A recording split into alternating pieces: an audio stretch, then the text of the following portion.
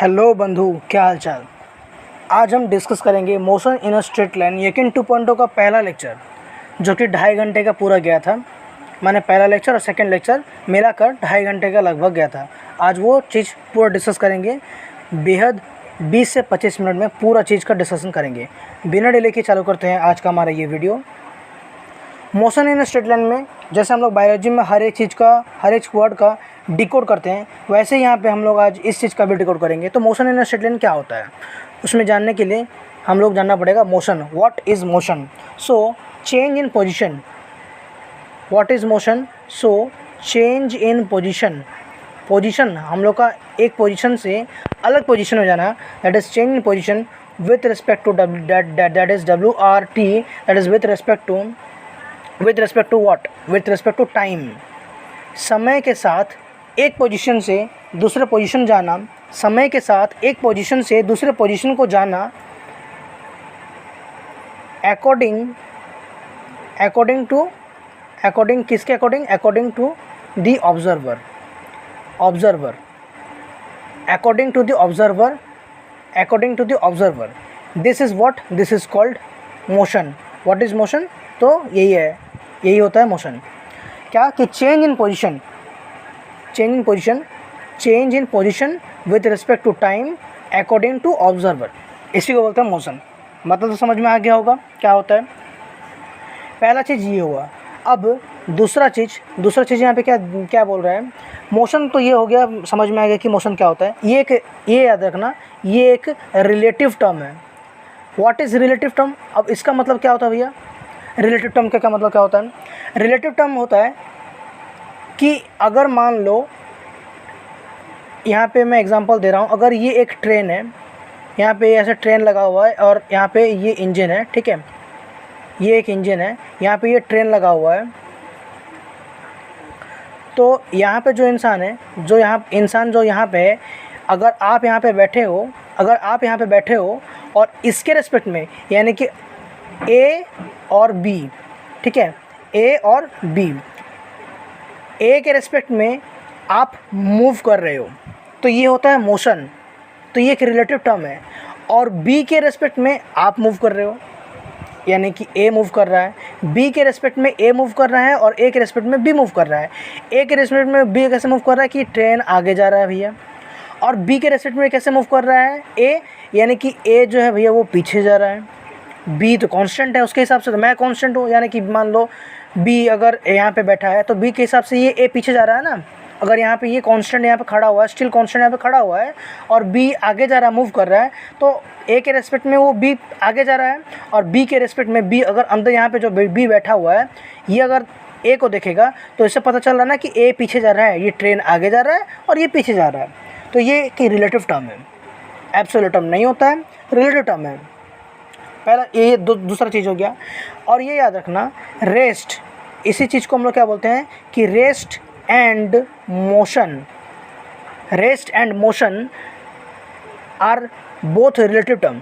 ये both relative term ही होता है, एब्सोल्यूट टर्म नहीं होता है। और डिपेंड्स ऑन ऑब्जर्वर, ये डिपेंड ऑन ऑब्जर्वर, यहाँ पे लिखा हुआ है अकॉर्डिंग टू ऑब्जर्वर, यही होता है। बेसिकली यही है फंडा मोशन का।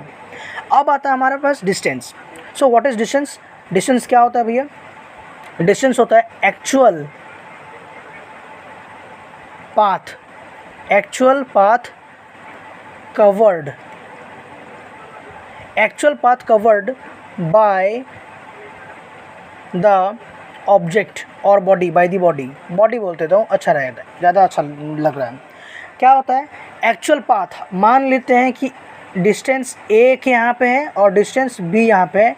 ये डिस्टेंस हम लोग गए, एक रास्ता ऐसे करके ये गया बी, वही बी तक गए, एक रास्ता ऐसे घूम के ये ऐसे घूमते हुए यहाँ पे गए, और एक रास्ता ऐसे घूमते हुए यहाँ पे गए। ये तीनों के तीनों 1 2 3 4 चारों, ये जो चारों है ना, ये चारों पाथ जो कवर होता है, यही कहलाएगा क्या? हमारा डिस्टेंस। यही हम लोग को कहलाएगा डिस्टेंस, नथिंग स्पेशल, यही है डिस्टेंस, ठीक है।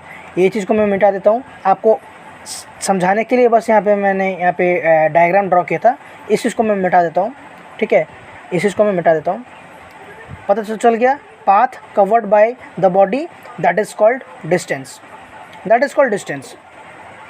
अब distance जो होता है वो कभी भी नेगेटिव नहीं होगा, can never be negative, always ये क्या होगा, पॉजिटिव होगा, ऑलवेज पॉजिटिव, ऑलवेज इंक्रीज में रहेगा, कभी डिक्रीज नहीं होगा, डिस्टेंस कभी डिक्रीज नहीं होता, ऑलवेज इंक्रीज में रहेगा,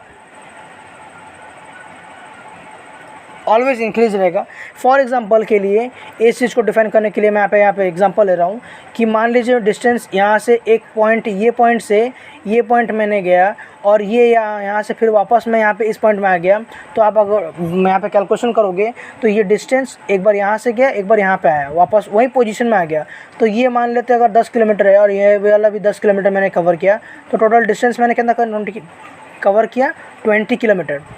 10 किलोमीटर में गया, यहाँ से मूव करते हुए यहाँ पर गया और ये वापस यहाँ पे आ गया। तो ये नहीं कि 10 किलोमीटर गया तो 10 किलोमीटर वापस आ गया तो 0 हो गया, नहीं, 10 किलोमीटर मिला के 20 किलोमीटर। सो ऑलवेज ये इंक्रीज़ ही करेगा, कभी डिक्रीज़ तो नहीं करेगा, डिस्टेंस कभी भी डिक्रीज़ नहीं करेगा। ये है मेन कॉन्सेप्ट इसका, ठीक है, ये इसका मेन कॉन्सेप्ट। अब ये तो हो गया डिस्टेंस किसको बोलते हैं, डिस्टेंस कभी नेगेटिव नहीं होगा, नेगेटिव ही नहीं होगा, कभी भी हमेशा पॉजिटिव रहेगा, डिक्रीज़ नहीं करेगा। ये क्या होता है, ऑलवेज डिपेंड्स ऑन पाथ, ये हमेशा पाथ पर डिपेंड करेगा, ऑलवेज डिपेंड्स ऑन पाथ, हमेशा पाथ के ऊपर ही डिपेंड करेगा, ये बात याद रखना। ये होता है डिस्टेंस। अब कुछ ग्राफ है जो कि हम लोग को यहाँ पे डिस्कस किया गया था लेक्चर में। जैसे कि मान लीजिए ये ग्राफ है और ये मान लीजिए ऐसा ग्राफ अगर बनता है, अगर ये ऐसा दिया जाता है तो ये क्या ये ग्राफ डिस्टेंस के लिए वैलिड रहेगा, क्या ये ग्राफ डिस्टेंस के लिए वैलिड रहेगा? ये तो हमें पता है कि यहाँ पे टाइम के रेस्पेक्ट में लिया जाएगा और यहाँ पे डिस्टेंस रहेगा, ठीक है। ये टाइम है, यहाँ पे टाइम है और ये है डिस्टेंस, तो ये क्या वैलिड रहेगा? क्या ये वैलिड रहेगा? तो ये वैलिड नहीं रहेगा, ये वैलिड कभी नहीं होगा। क्यों? क्योंकि ये नेगेटिव से स्टार्ट हुआ है, ये जो पोर्शन है ना, ये पोर्शन जो है ये नेगेटिव से है, तो ये हमेशा कभी भी वैलिड नहीं रहेगा, कभी भी वैलिड नहीं रहेगा ये वाला। अच्छा, दूसरा ग्राफ मान लेते हैं, ऐसा ग्राफ अगर हो, अगर मान लीजिए ग्राफ ऐसा है और यहाँ पे ये डिस्टेंस का यहाँ पे दिया हुआ है ये वाई एक्सिस में, और यहाँ पे अगर टाइम के बारे में यहाँ पे बताया है एक्स एक्सिस में, तो क्या ये ग्राफ वैलिड रहेगा? हाँ, ये ग्राफ वैलिड रहेगा, ये ग्राफ वैलिड रहेगा। क्यों? क्योंकि ये पॉजिटिव से है, ये पूरा कंप्लीट पार्ट पॉजिटिव में है, नेगेटिव तो नहीं है, बस इसीलिए। एक और ग्राफ मैं यहाँ पे दिखा रहा हूँ आपको, एक और ग्राफ है। मान लीजिए अगर यहाँ पे ग्राफ अगर कुछ ऐसा है, कुछ ऐसा ग्राफ है, तो क्या ये वैलिड रहेगा? तो नहीं, ये ग्राफ वैलिड नहीं रहेगा। क्यों नहीं रहेगा? सेम कारण है, सेम चीज़ है, बात तो सेम ही चीज़ है ना। अगर समझ में आया तो इस ग्राफ को मुझे बताना, ये मैं ब्लू से कर रहा हूँ, ये ग्राफ वैलिड होगा कि नहीं, ये आप कमेंट सेक्शन में ज़रूर बताइएगा एज अ होमवर्क। 3 ग्राफ मैंने बताया, ये ग्राफ वैलिड होगा कि नहीं, ये ग्राफ वैलिड होगा कि नहीं, ये आप कमेंट सेक्शन में ज़रूर से ज़रूर बताइएगा टाइम स्टैम्प के साथ, ताकि मुझे पता चले कि आपको ये समझ में आया है या नहीं, ठीक है।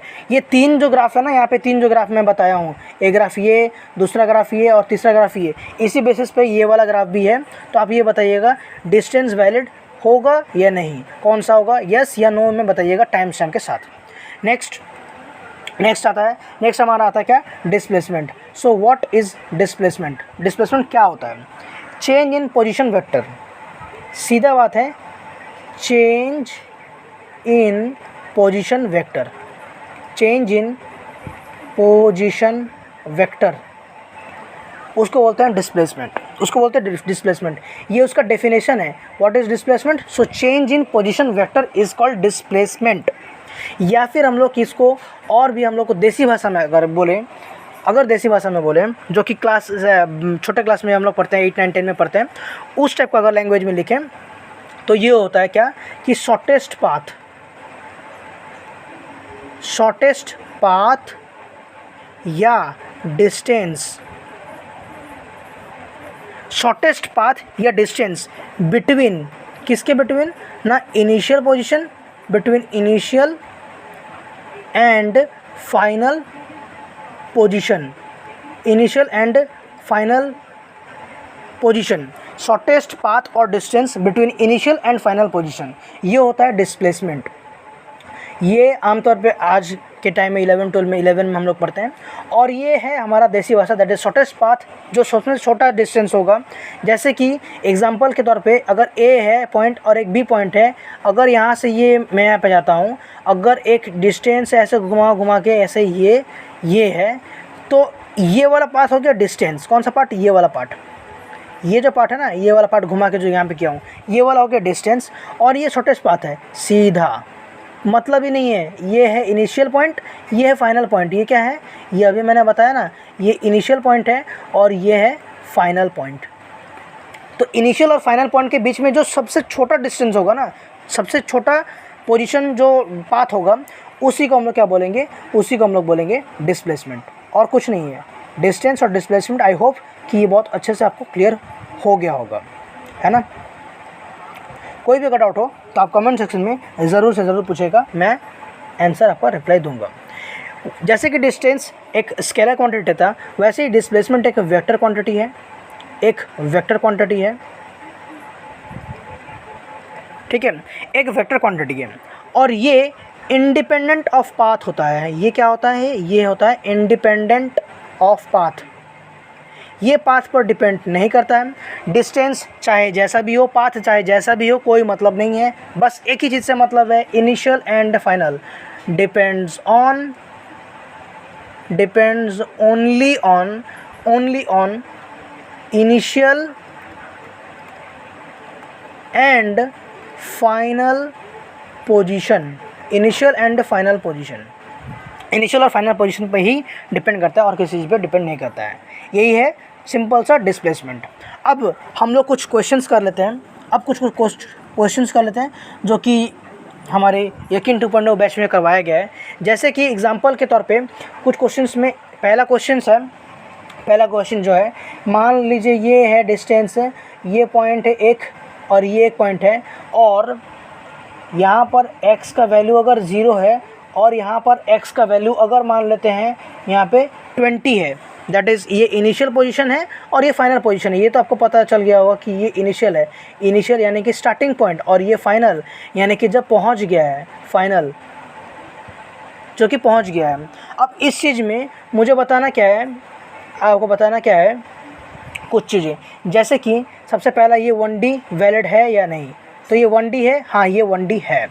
अब जो है वो डिस्टेंस मुझे क्या बताना है कि डिस्टेंस कितना आया भैया, ये है 0.0 और ये है 20, यानी कि जो डिस्टेंस आएगा वो आएगा दैट इज़ 20 किलोमीटर, क्योंकि 0 से और 20 मिला के 20 किलोमीटर होता है। अब अगर यहाँ पे पूछे मुझे क्या कि ये डिस्प्लेसमेंट कितना आएगा, ये भी 20 आएगा, पता है ना। इनिशियल और फाइनल से करता है, हम लोग पता करते हैं, और डिस्प्लेसमेंट का फॉर्मूला होता है क्या, final minus initial, what ever the thing the formula will be the same, that is final minus initial for the displacement. Next question दूसरा जो क्वेश्चन है, अब मान लीजिए एक ऐसा ये पाथ डिस्टेंस मैंने कवर किया और ये पाथ डिस्टेंस किया, एक पॉइंट है ए और ये एक पॉइंट है यहाँ पे बी। ये वाला जो पाथ कवर किया गया है यहाँ पे, ये है मान लेते हैं 10 किलोमीटर, और यहाँ पे ये जो पाथ है ये मान लेते हैं 5 किलोमीटर। एग्जांपल के तौर पे, नहीं 5 किलोमीटर नहीं, यहाँ पे मैं मान लेता हूँ क्या कि 6 किलोमीटर, ठीक है। तो अब मुझे बताना कि ये 1D वैलिड है, ये इसका डिस्टेंस को DIST में लिखता हूँ, और डिस्प्लेसमेंट को जल्दी से हम लोग लिखने के लिए DISP लिख देता हूँ। क्या ये वैलिड है, तो 1D, यस ये 1D है, 1D है। ये मत समझना कि यहाँ पे ये मैंने यहाँ पे कवर किया है फिर यहाँ पे नहीं, ये एक ऐसा ही पोजीशन है, ये पोजीशन है, सीधा है, बस यहाँ पे थोड़ा सा घुमाने के लिए मैं यहाँ पे क्वेश्चन ऐसा बदल दिया हूँ। तो ये 1D है, क्या ये 1D है, यहाँ ये 1D है।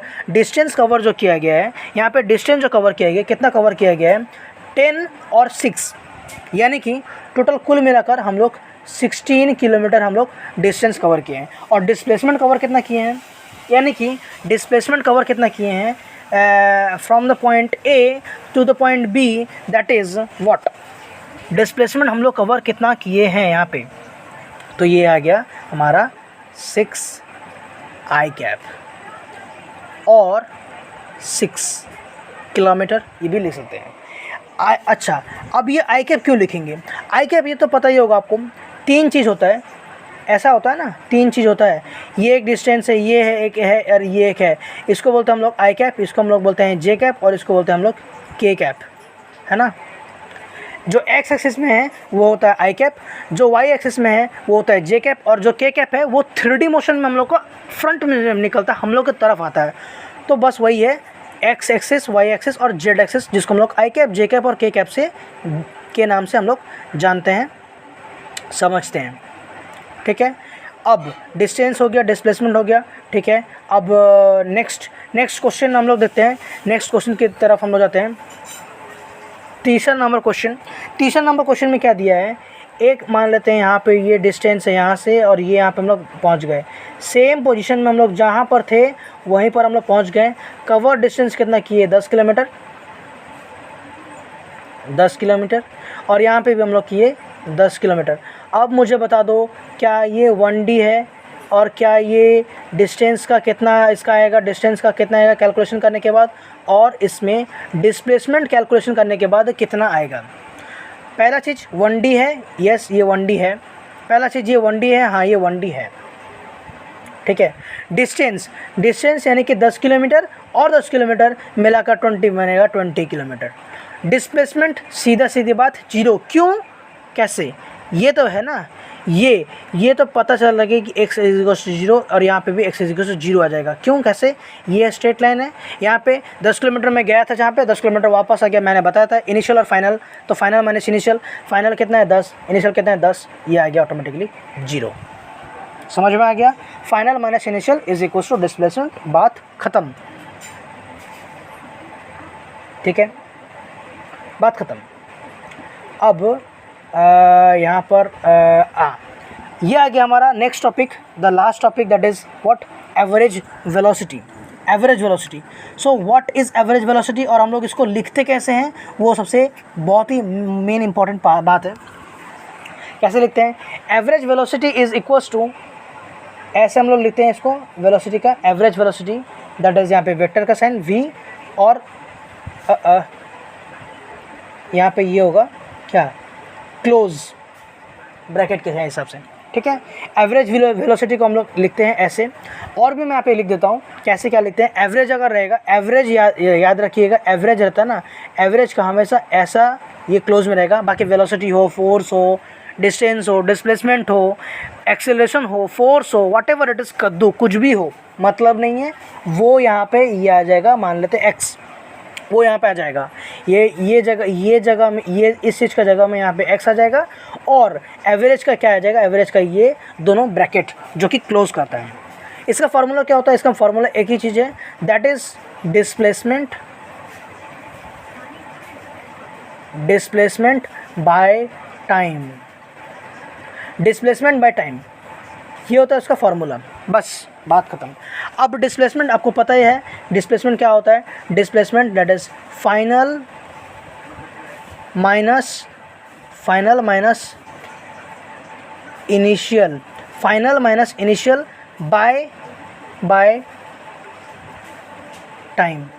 ठीक है, ये हो गया हमारा एवरेज वेलोसिटी। अगर स्पीड पूछे तो वही चीज़ में डिस्टेंस बाय टाइम हो जाएगा, और अगर डिस्प्लेसमेंट पूछता है तो ये आ जाएगा डिस्प्लेसमेंट बाय टाइम।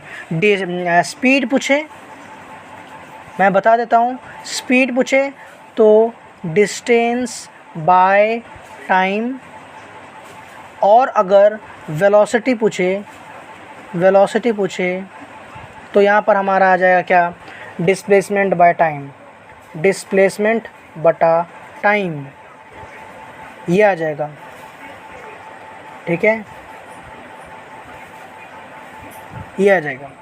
अब रिप्रेजेंटेशन कुछ मैं लिख देता हूँ, जैसे कि मान लीजिए अगर बोलता है कि यहाँ पे average force, average force.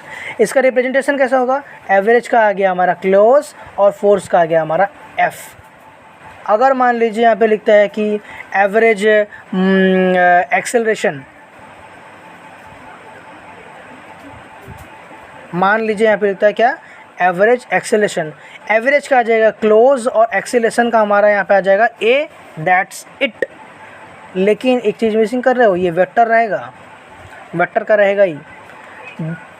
Average अगर लिखते हैं क्या, एवरेज करंट, एवरेज करंट अगर लिखते हैं तो ये आ जाएगा क्लोज इंटीग्रेशन, करंट का आई वेक्टर और ये आ जाएगा।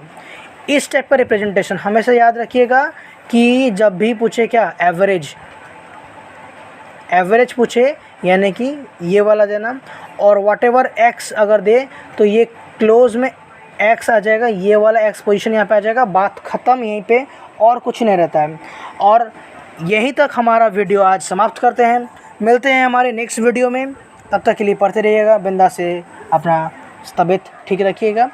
नेक्स्ट वीडियो बहुत जल्द कल ही आएगा, यही motion in a straight line का लेक्चर 2 पे हमारा एक वीडियो रहेगा दूसरा शॉर्ट में, जो कि 2-2.5 घंटा में जो लेक्चर रहता है वो हम लोग क्रिस्प में 20 से 25 मिनट में ही हम लोग सॉल्व करने का कोशिश करेंगे। ठीक है, मिलते हैं नेक्स्ट में। हम लोग क्वेश्चन भी डिस्कस करेंगे और उसके कॉन्सेप्ट भी डिस्कशन करेंगे। बिना डिले किए इस चीज़ को बार बार मैं आपको बता देता हूँ कि आप वीडियो पर जुड़ जाइए, हमारे चैनल पर न्यू हो तो सब्सक्राइब ज़रूर करिएगा, शेयर करिए ज़्यादा से ज़्यादा, ताकि अगर कोई बैच यकीन 2.0 का ना ले पाया हो तो इसी ज़रिए वो आराम से उस चीज़ को लाभ ले पाए, उठा पाए, उस चीज़ का लाभ आराम से यहाँ पे पढ़ पाएगा। हम लोग फ्री ऑफ कॉस्ट यहाँ पे सारा चीज़ को कर रहे हैं, तो टेंशन लेने की इस बात में ज़रूरत नहीं है। मैं आपको प्रोवाइड करवाऊँगा जेन्युइनली, जो चीज़ सर पढ़ाएंगे वही चीज़ को मैं यहाँ पे कॉपी पेस्ट लाऊँगा, एज इट इज़ लाऊँगा। क्वेश्चन जो है वो क्वेश्चंस भी डिस्कशन करूँगा, कोई भी चीज़ मैं यहाँ पे स्किप नहीं करूँगा। आप इस चीज़ पे बेफिक्र रहिए। मिलते हैं नेक्स्ट वीडियो में, वीडियो को लंबा नहीं टानूंगा। तब तक के लिए tata bye bye, good night.